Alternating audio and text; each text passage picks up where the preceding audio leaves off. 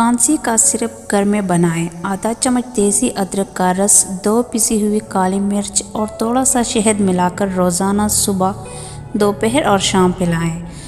کچی گوبھی کھانا شوگر کے مریضوں کے لیے بہت مفید ہے۔ جن لوگوں کی جلد خشک ہو، گاجر کھانے سے یہ خشکی دور ہو جاتی ہے۔ مثالی یادداشت کے لیے جو شخص اپنا حافظہ بہتر بنانا چاہتا ہے، اسے چاہیے کہ بعد نماز ظہر کے 1 مرتبہ روزانہ سورہ مدثر کی تلاوت کرنے کی عادت ڈالے۔